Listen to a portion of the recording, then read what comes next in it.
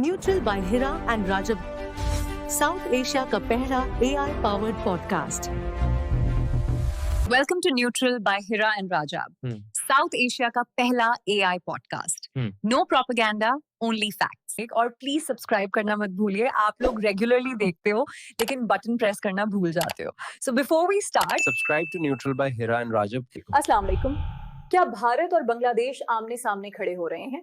दिल्ली समेत भारत के 3 शहरों में बांग्लादेश के वीजा दफातर की बंदिश ने सफारती हलकों में खुलबली मचा दी है। दूसरी जानिब पाक तुर्क इंटेलिजेंस का मुश्तरका ऑपरेशन है अफगानिस्तान की सरहद से दाइश के एक मतलूब दहशतगर्द की गिरफ्तारी ने खित्ते में तहलका मचा दिया है। आज की इस खसूसी रिपोर्ट में हम इन्हीं दोनों अहम डेवलपमेंट्स का जायजा लेंगे। आज के दोनों मौज़ूआत अहम और तवज्जो तलब हैं। आइए पहले बात करते हैं भारत में बांग्लादेश के वीज़ा मराकज़ की पुरअसरार बंदिश की। ये मामला बज़ाहिर हालिया फ़र्क़ा वाराना कशीदगी से मुतल्लक है, लेकिन पिस पर्दा दो तरफ़ा ताल्लुकात में बढ़ती हुई कशीदगी भी कार फरमा है। बांग्लादेश ने भारत में अपने बाज़ वीज़ा मराकज़ आर्जी तौर पर बंद कर दिए हैं। पहले नई दिल्ली में वाक़ बांग्लादेशी हाई कमीशन में वीज़ा और कौंसलर खदमात मुअत्तल की गई हैं, और अब तरीपुरा के शहर अगरतला और मगरबी बंगाल के सलीगुड़ी में वीजा दफातर गैर मुइना मुद्दत के लिए बंद कर दिए गए हैं। इसकी वजह वो शदीद एहतजाज हैं जो हाल ही में भारत में हुए। बांग्लादेश में एक हिंदू नौजवान दीपो चंद्र दास के कत्ल के खिलाफ भारतीय रियासतों में रद्द अमल सामने आया। अगरतला में मुकामी ग्रुपों ने बांग्लादेशी वीजा ऑफिस के सामने एहतजाज किया। इसी तरह मगरबी बंगाल के सिलीगुड़ी में विश्व हिंदू परिषद के कारकुनों ने बांग्लादेश वीजा सेंटर के बाहर मुजाहिरा करके दफ्तर बंद करा दिया। VHP रहनुमाओं का कहना था कि जब तक बांग्लादेश अपनी इकलियतों के तहफ्फुज के लिए मुनासिब इक़दामात नहीं करता, ये दफ्तर बंद ही रहेगा। नई दिल्ली में भी सूरत हाल कशीदा हुई। गुज़श्ता हफ्ते 20 से ज़ायद इंतहा पसंदों ने दिल्ली में बांग्लादेशी हाई कमीशन के बाहर नारेबाजी की और हाई कमिश्नर को जान से मारने की धमकियां दी। इन धमकियों के बाद हाई कमिश्नर और उनके अहले खाना ने खुद को गैर महफूज तस्वुर किया। बांग्लादेश ने इन वाक़यात पर शदीद तहफ़्फ़ुज़ात का इज़हार करते हुए वीज़ा खिदमात मुअत्तल कर दी ताकि अपने अमले और शहरियों की हिफाजत यकीनी बना सकें। ताल्लुकात की कशीदगी का अंदाजा इस अमर से लगाएं कि गुज़श्ता साल अवामी एहतजाज के बाद अगस्त 2024 में वज़ीर आज़म शेख हुसैन वाजिद की हुकूमत खत्म हो गई थी और तब से वो भारत में मुकीम है, जहां उन्हें भारतीय हुकूमत की हिमायत और हिफाजत हासिल है।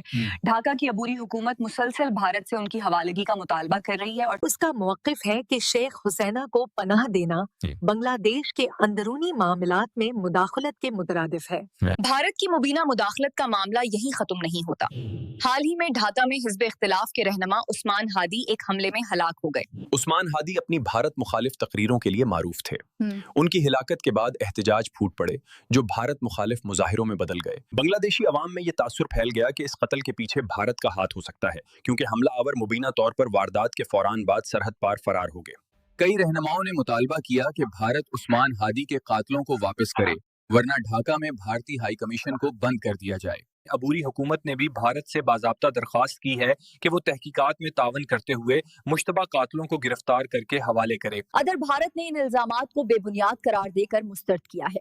भारतीय वजारत खारिजा ने बांग्लादेशी हाई कमिश्नर को तलब करके एहतजाज किया है और मुतालबा किया कि ढाका में भारतीय मिशन और उमले की हिफाजत यकीनी बनाई जाए। नई दिल्ली का कहना है कि बाज अनासर दानिस्ता तौर पर झूठा बयानियां घड़कर भारत को बदनाम करना चाहते हैं। माहिरीन खबरदार कर रहे हैं कि अगर ये तनाज़ा तूल पकड़ता है तो दो तरफा ताल्लुकात और खित्ते की सियासत पर मनफी असरात पड़ सकते हैं। फिलहाल दोनों जानिब सख्त मौक़िफ़ अपनाया गया है और हालात में बेहतरी के आसार कम नजर आ रहे हैं। अब बढ़ते हैं दूसरे अहम मौजू की तरफ। दहशतगर्दी के खिलाफ जंग में पाकिस्तान और तुर्की की शराकतदारी का एक और सबूत सामने आया है। तुर्की की कौमी इंटेलिजेंस एजेंसी ने पाकिस्तान की खमसी ISI के साथ मिलकर अफगानिस्तान पाकिस्तान सरहदी इलाके में दाइश के एक अहम रहनुमा को गिरफ्तार करने का क्लेम किया है। तुर्क हुकाम के मुताबिक गिरफ्तार शख्स का नाम मोहम्मद गोरीन है और वो तुर्की का शहरी है। बताया जाता है कि गोरीन दाइश खुरासान का सरकर्दा रुकन था और अफगानिस्तान, पाकिस्तान और तुर्की में कई खुदकुश हमलों की मंसूबाबंदी में मुलव्वस रहा है। वो तुर्की से अफगानिस्तान पाकिस्तान सरहदी खित्ते में आकर दाइश के कैंपों में मुतहर्रिक हुआ और आहिस्ता आहिस्ता तंजीम की क़यादत में शामिल हो गया। उसने मुतअद्दिद दाइश जंगजू तुर्की से लाकर अफगानिस्तान और पाकिस्तान भेजे थे। तुर्क हुकाम का कहना है कि गोरीन का सुराग मिलते ही MIT ने पाकिस्तानी हमें मनसबों से राब्ता किया।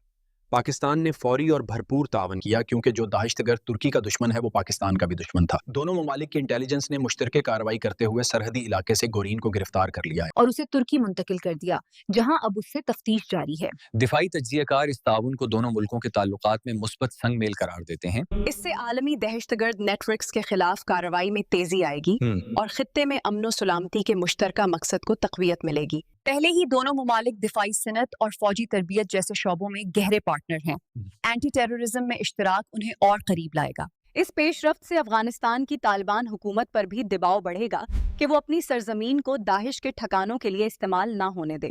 پاکستان اور ترکی نے واضح کر دیا ہے کہ وہ خطے سے انتہا پسندی کے خاتمے کے لیے پرعزم ہیں اور دہشت گردوں کو انجام تک پہنچانے کے لیے مل کر کارروائی کریں گے۔ آج کے پروگرام میں اتنا ہی۔ ہم نے بات کی کہ کیسے بنگلہ دیش نے بھارت کے ساتھ کشیدگی کے سبب اپنے ویزا مراکز بند کیے اور کیوں یہ تنازع سنگین شکل اختیار کر گیا، اور ساتھ ہی یہ کہ پاکستان اور ترکی نے مل کر ایک خطرناک ٹیررسٹ کو پکڑ کر ٹیررزم کے خلاف اپنے اتحاد کو مضبوط کیا ہے۔ امید ہے یہ ایپیسوڈ آپ کے لیے معلوماتی ثابت ہوئی۔ اگلے پروگرام تک کے لیے اجازت دیجیے۔ خدا حافظ۔